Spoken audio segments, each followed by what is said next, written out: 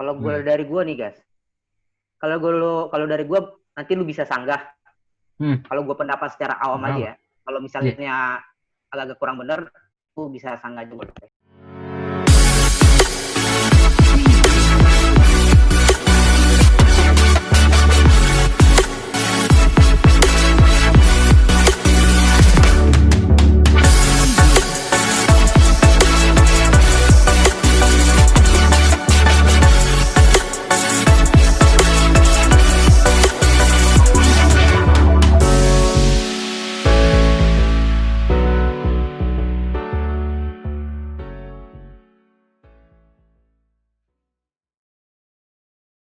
Kalau dari gue ya, pengaruh lingkungan secara menyeluruh itu sih guys. Maksudnya gini, kayak mereka nih, negara Cina tersebut ya, mereka bisa produksi mobil itu dari nol banget nih, bahkan dari material-material terkecil pun mereka bisa ciptain gitu loh. Ya mungkin itu yang bisa ngebuat mereka bisa secara mandiri, secara penuh, ya bisa ngembangin mobil dan bisa berkembang secara mandiri gitu. Yeah. Sebagai suatu perusahaan yang memang produksi mobil ya tidak ketergantungan pada yang lain gitu loh.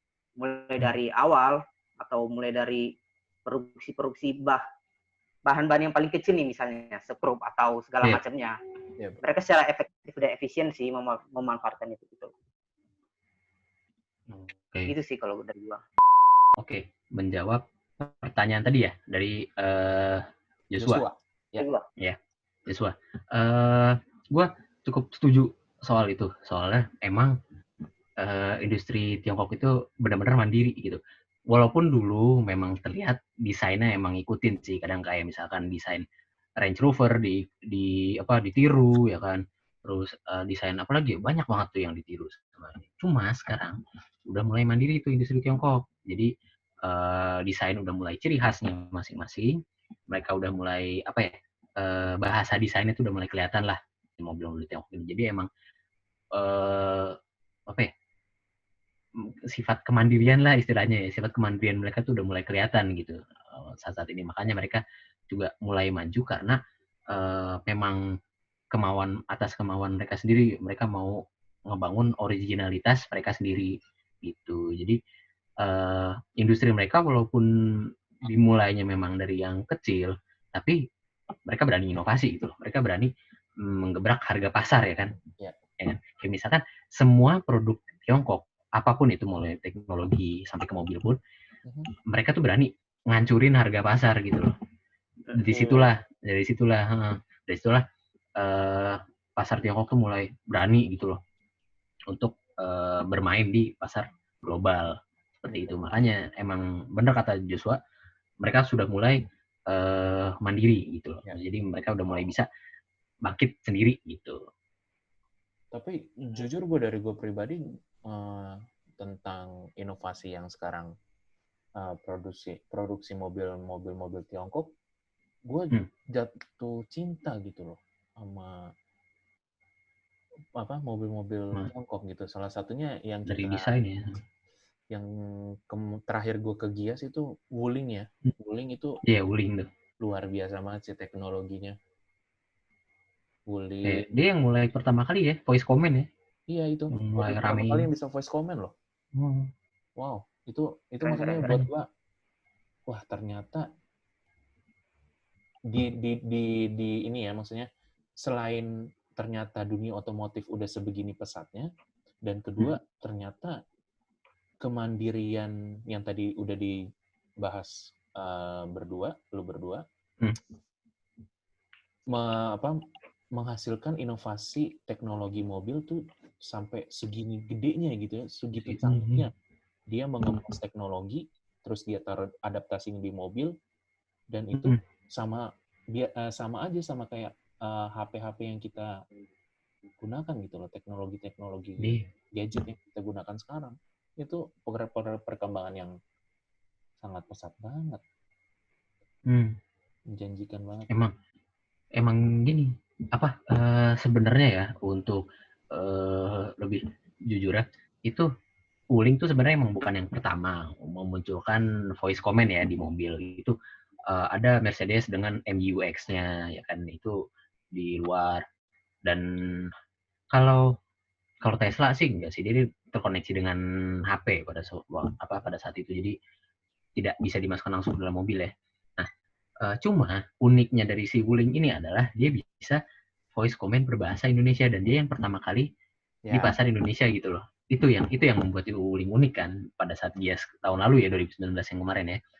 Itu yang benar-benar menarik perhatian, karena walaupun emang MBUX sudah ada di Gias tuh, waktu pas Gias tuh Wuling bertarung sama, kalau soal voice comment ya gitu, voice comment bertarung sama Mercedes dan DFSK. DFSK tuh ini kan pabrikan Tiongkok juga tuh, jadi kayak bener-bener wah satu negara nih berantem gitu kan di Gias. Itu tetap Wuling yang menang karena dia berani untuk mengeluarkan voice comment dengan fitur bahasa Indonesia, dan dia yang pertama. Sementara DFSK pada saat itu masih bahasa Inggris, termasuk juga MBUX itu juga masih bahasa Inggris gitu. Jadi bahkan Wuling pun mengalahkan Mercedes pada saat itu. Jadi Semi jangan marah ya, itu pakai emblem Mercedes tuh di belakang.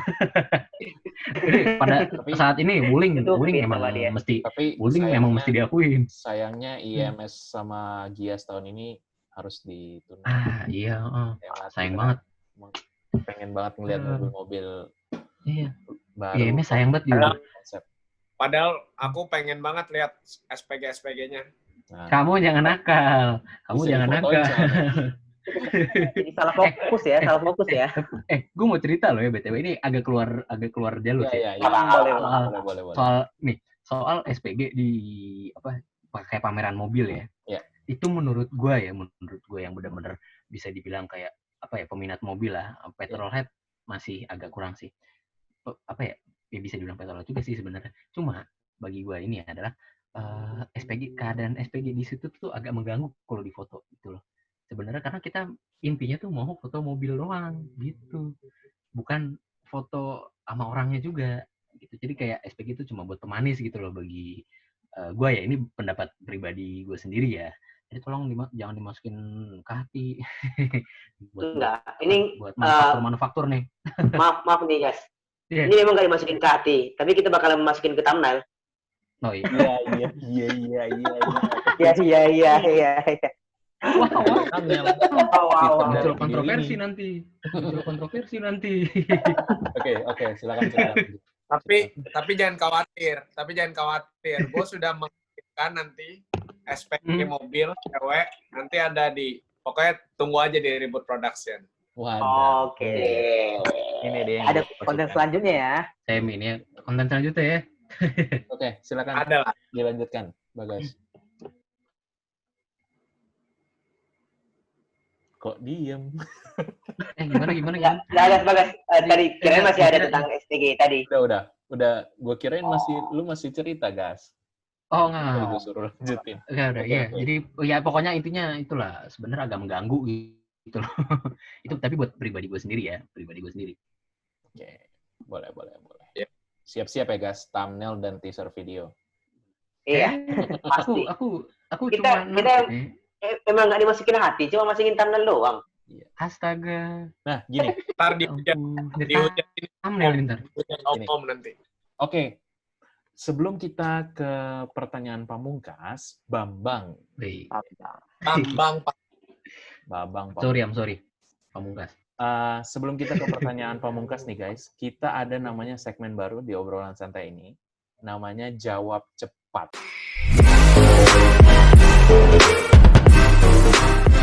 Aturannya cukup sederhana. Masing-masing orang akan bertanya 2 pertanyaan jawab cepat. Diberi waktu, masing-masing pertanyaan adalah 5 detik. Kalau 5 detik nggak bisa dijawab, tetot. Kita langsung ke pertanyaan selanjutnya. Oke. Ngerti? Oke. Siap. Oke, siap. Kita langsung ke penanya yang pertama. Kita mulai. 3, 2, 1. Jawab cepat. Eropa atau Asia? Asia. Honda atau Toyota? Toyota. Gue benci Honda. Amerika atau Cina? Amerika. Mobil atau 100? Aduh. Mobil. Cepat. Maaf Bang Rituan. Interior atau eksterior? Eksterior. Oke. Teknologi atau keamanan? Teknologi. Aduh, Oke. amat sih. Oke. Chevrolet atau Tesla? Aduh, Chevrolet. Autonet Max atau Auto Driver? Kok menjebak ya, Bapak? Ayo, Autonet Max. Autonet Max. Oh. Loyal. Thank you. Susah Wow. pertanyaan. Susah ya? Mepet banget pertanyaan. Iya, namanya juga jawab cepat. Padahal itu pertanyaannya spontan loh. Woi, kenapa Anda benci Honda tapi saya. kenapa beli Honda? Nih, boleh di-review nih salah satu. Ya, kita review lah secara singkat ya. Pertanyaannya Apa tadi, ya? Semi, Eropa atau Asia? Kenapa, Kak? Kenapa ya? Karena gue suka, gue adalah orang yang benar-benar dari dulu suka yang namanya mobil jenis Japan Domestic Market, itu disingkat JDM. Nah, itu gue emang suka mobil-mobil Jepang lah intinya. Lebih suka daripada mobil Eropa, daripada mobil Amerika, muscle car ya kan. Gue lebih suka JDM. GTR ya kan. GTR. Aku nyukanya. Oh, pamer. Makanya nih di atas gue nih itu semuanya GTR. Nissan. Oh ya. Nissan for life. Itu kenapa gue milih Asia. Oke. Kalau Amerika atau Cina, kenapa memilih Amerika? Sabar. Semi dulu. Belum selesai pertanyaannya. Itu belum selesai. Dari mingguan dia milih apa tadi? Milih Cina. Ayo, semi dulu. Yang mana dulu? Kenapa Anda milih Toyota dibanding Honda, tapi Anda membeli Honda?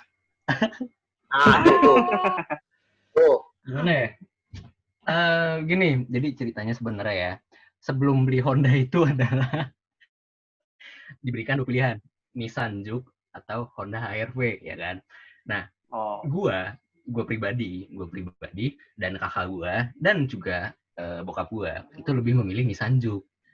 Cuma nyokap gue lebih milih Honda HR-V, dan kebetulan emang nyokap yang yang mau beli itu yang atas nama di STNK itu atas namanya itu atas nama nyokap ya kan, atas nama nyokap gue.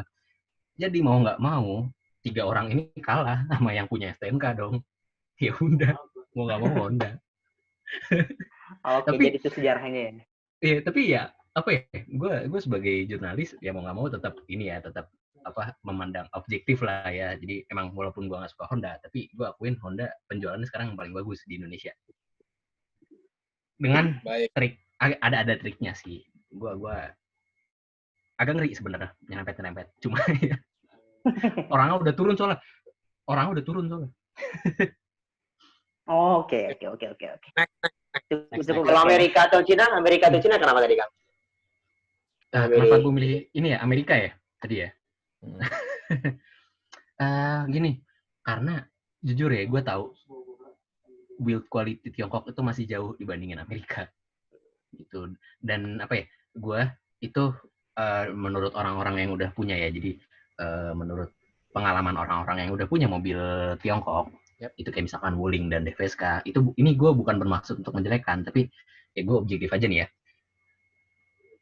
Mobil Wuling dan DFSK itu punya problem di build quality, terutama build quality perintilan lah, hal kecil kayak misalkan handle yang di atas pintu tuh, kan itu hand grip yang di atas pintu itu belum ada setahun, kan mereka ada yang retract tuh handle-nya, ada yang ngelipat sendiri gitu kan. Nah, itu lipatannya itu PR-nya udah lemah, jadi kayak ditarik nggak balik lagi, itu belum setahun gitu.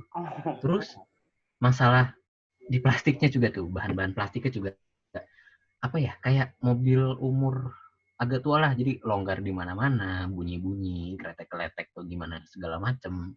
Jadi emang patut diperhatikan lah. Masih kalah jauh gak jauh sih sebenarnya, tinggal di-improve dikit dibandingkan Amerika. Jadi itulah kenapa gue masih lebih memilih mobil Amerika daripada Tiongkok gitu. Cuma untuk masalah mesin ya, for your information, Wuling itu sekarang Chevrolet Amerika itu pakai mesin Wuling sebenarnya. Wow. Jadi di luar itu kayak di Thailand Chevrolet itu jual Chevrolet kalau nggak salah Captiva itu sebenarnya almas di rebadge. Jadi ya udah almas cuma dikasih emblem Chevrolet. Ya udah jadilah Captiva. Gitu. Sekarang begitu. Nah, jadi Kalau nggak semua mobil Tiongkok tuh jelek. Ada bagusnya kok. kalau Om Mobi atau Ridwan Hanif kenapa milih Om Mobi? Kenapa? Om Mobi atau Ridwan Hanif kenapa milih Om Mobi? Aduh. Waduh. Apa ya? Karena temannya Semi kali ya? Tadi karena takut sama Om Moba, mungkin takut dilaporin. Tadi karena ada Om Moba tadi ada Om Moba, jadi ada pengaruh langsung tuh, wah mental itu langsung ke mental. Karena kehadiran Om Moba tadi. Ya, intervensi. Jadi gini, kenapa gue lebih memilih Om Mobi ya daripada bos gue sendiri, Bang Ridwan. Sebenarnya karena Bang Ridwan tuh gini, bagus dia tuh emang nyampein apa? Dia itu nyampein pembawaannya dia itu di setiap kali review mobil itu dia tuh bagus karena mengerti di apa ya, orang awam gampang mengerti. Jadi kayak lu kalau mau kenal mobil dulu, lu nonton Ridwan, lu bisa ngerti langsung di situ. Karena dia penyampaiannya gampang gitu loh, gampang. Nah, cuma Om Mobi itu lebih detail. Dia sampai sejarahnya juga dikulik, terus sampai apa kayak misalkan mention juga apa hal-hal yang menarik gitu kan, kayak misalkan apa tuner manufaktur yang resmi gitu kan, kayak contoh-contoh kayak gitu, hal-hal detail itu yang menarik, yang buat gue lebih memilih Om Mobi daripada Ridwan gitu. Sebenarnya mereka berdua sama-sama bagus, cuma gue lebih prefer Om Mobi. Bukan karena yang lain kan? Apa? Bukan karena yang lain kan? Oh bukan karena intervensi dari Om Moba tadi, bukan. Oh, bukan. Emang nih Om Moba nih. Mungkin karena target market yang berbeda aja kali ya. Apa? Kenapa? Mungkin karena target market yang berbeda aja kali ya. Yeah. Yang satu untuk lebih ke umum, yang satu lebih mendetail. Iya, jadi kalau lu mau apa? Sebenarnya Bagas itu ini suka turbo. Oh. Ayo dipakai lagi petangnya, pakai lagi. Sebenarnya gue juga suka sih mesin turbo. Cuma kalau masalah suara masih kalah sama yang non turbo. Oke, bagaimana? Jadi itulah kenapa gue memilih ya selanjutnya. Oke. Kalau dari gue ya berarti ya. Yap. Kalau dari gue tadi, Gas. Jadi interior atau eksterior lu jawab tadi ya? Lupa gue jadinya. Iya. Eksterior. Tadi eksterior gue. Nah, kenapa gue lebih memilih eksterior? Kenapa tuh? Karena bagi gue apa ya, interior, masalah kenyamanan tuh yang nomor sekian lah, diduain lah. Jadi bagi gue yang pertama itu adalah performa mesin. Gue tuh orang yang suka ya bisa dibilang speed freak lah istilahnya. Gue penyuka kecepatan gitu loh. Bukan ugal. Ini gue suka cepet kalau misalkan lagi kondusif aja nih ya. Ya. Itu performa. Jadi gue mementingkan performa mesin terlebih dahulu. Yang kedua baru eksterior. Nah, gitu kan. Eksterior tuh gue penting karena ya apa ya? Lu ngeliat mobil kalau misalkan dari luar udah jelek, lu bakal nggak tertarik kan untuk ngeliat ke dalamnya. Gitu kan. Makanya gue lebih memilih dari eksterior gitu. Nah, kalau soal interior, kenapa? Kalau lu Gas berarti lebih nyaman dilihat orang bagus dong dibanding lu sendiri nyaman dipakai. Iya, daripada gue nyaman. Daripada gue sendiri yang nyaman, gue mending lihat kayak mobil gue bagus gitu. Oh. Good looking lah ya. Kalau kata orang good looking lah ya. Good looking ya. Kenapa? Good looking. Kenapa? Harus good looking dulu ya mobil itu. Oh iya dong, good looking pamer dulu. Pamer depannya dulu, nampang dulu. Iya, kalau pertanyaan kedua, jujur nih ya, belum ya? Gue mau cerita nih. Sebenarnya kalaupun misalkan apa ya, gue bisa ngebuang kursi selain kursi driver, gue buang, jujur. Karena emang gue cuma butuh mobil itu lebih ringan, balik lagi ke performa gitu. Makanya interior gue kesampingin dulu lah. Yang penting bobotnya lebih ringan, jadi biar lebih kenceng gitu. Oke. Jadi mengesampingkan kenyamanan dibandingkan performa gitu. Makanya gue lebih milih eksterior lah, gue lebih milih eksterior. Pertanyaan selanjutnya dari Joshua. Nah, untuk selanjutnya next-nya, nih, teknologi atau keamanan? Agak menjebak ini. Yoi. Lu milih ke amanan ya? Teknologi. Atau teknologi. Lu bilangnya tadi teknologi. Teknologi. Dari gue lebih milih teknologi. Kenapa tuh? Apa ya? Gue juga bingung sih ya jawaban gue tadi ya. Agak ngasih teknologi. Tapi gue lebih memilih teknologi karena kehidupan gue sekarang ya yang kehidupan banyak manusia lah sekarang mobilitas kebanyakan di mobil cuy. Kita perlu mobil sebagai gadget, apa ya istilahnya, kayak pendamping hidup kita lah, kayak gadget ya kan. Jadi dia yang nemenin kita dalam perjalanan. Betul gitu loh. Kan apa ya you know lah, Jakarta kan macet gitu kan. Jadi kita suka lama di jalan dibandingkan kita lama di tempat tujuan gitu. Makanya teknologi ada gitu. Gue lebih milih teknologi karena biar bisa lebih apa ya personalize aja lah pada kendaraan gitu. Kalau soal keamanan gue kesampingkan dulu karena bagi gue ya keamanan bukan segala-segalanya. Kalau kita nyetir bagus ya, dan gue percaya sama diri gue sendiri gitu. Berarti nanti kita tolong mobilnya si Bagas. bisa tuh. Kenapa deh? Karena dia nggak mentingin keamanan ya. Nah, 2 pertanyaan terakhir nih. Ya. Chevrolet atau Tesla? Tadi lu milihnya Chevrolet ya? Chevrolet. Iya. Chevrolet. Iya. Kenapa nggak Tesla? Gue milih Chevrolet. Kalau tadi lu memikirkan teknologi, Tesla kan jauh lebih unggul teknologinya. Iya sih. Hanya menarik nih. Apa Anda tidak menyukai seorang Deddy Corbuzier? Enggak, Deddy Corbuzier orang Bintaro. Saya suka orang Bintaro. Oke. Deddy Corbuzier orang Itu Bintaro. sebenarnya kita kaitin. Tadi kan dia milih teknologi. Ya kan? Iya. Nah, tapi Bagas juga tadi ada yang menarik. Bahwa dia juga kurang menyukai namanya muscle car. Kenapa dia milih Chevrolet? Chevrolet. Rata-rata kan muscle car. Nah, ya. Ayo. Gini, balik lagi ke alasan gue yang tadi itu. Soal yang tadi, performa eksterior sama interior. Ya kan? Nah, teknologi itu kan menurut gue ya, itu termasuk kenyamanan lah, interior lah ya istilahnya. Walaupun ada teknologi yang soal driving lah ya kan. Driving teknologi juga ada ya. Tapi kalau kenapa gue lebih milih Chevrolet? Karena Tesla itu ya, ini jujur pendapat gue dan teman gue di Autonet Max itu kalau kalian kenal Hilarius Satrio, itu reviewer juga di Autonet Max.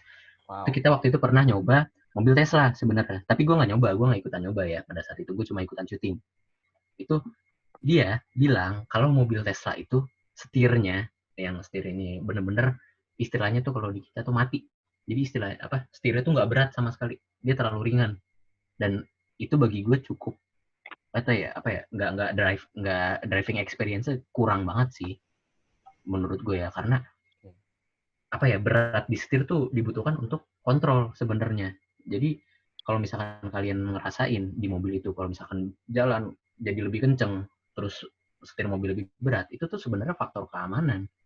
Itu tuh dia biar nggak gampang ngebuang gitu. Makanya, dan gue lebih memilih Chevrolet daripada Tesla karena itu. Tesla tuh setirnya ngeri, dia mati, benar-benar ringan banget gitu loh. Itu yang kenapa gue lebih milih. Kita jadi tahu nih alasannya. Nah, makanya. Pertanyaan terakhir. Autonet Max atau Auto Driver? Jelas Autonet Max.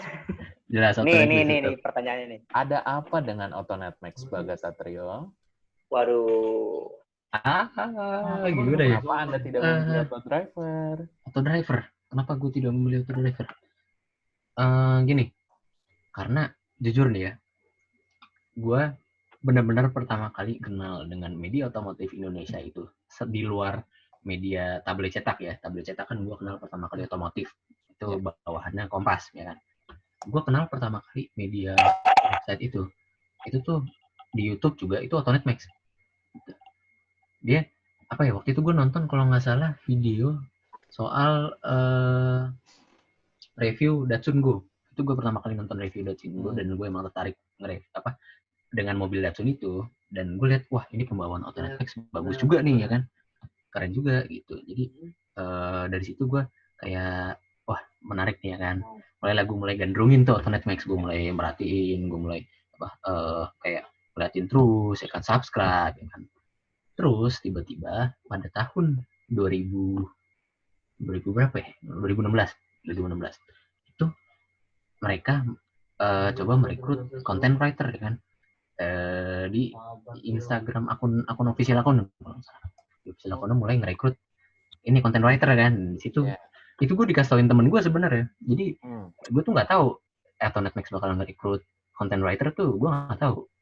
Itu dikasih tauin temen gue, dan kalian juga tahu sih temen gue sebenarnya siapa gitu.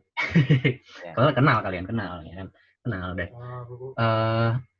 Apa ya, dari situ dimulailah karir gue masuk ke dunia jurnalis otomotif itu dari Autonet Max ini gitu loh. Jadi dia yang apa ya, kayak apa namanya, garis start gue masuk ke dunia jurnalis otomotif gitu.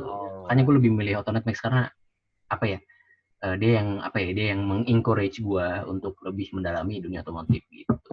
Iya. Oke, bentar. Nih gue dapat telepon nih dari Om Fitra Eri nih. Ya kenapa Om? Kenapa Om Fitra? Siap Om. Katanya nanti dia mau ke rumah lu, Gas. Dia mau. Ngapain? Ya lu milihnya Autonet Max bukan Auto Driver.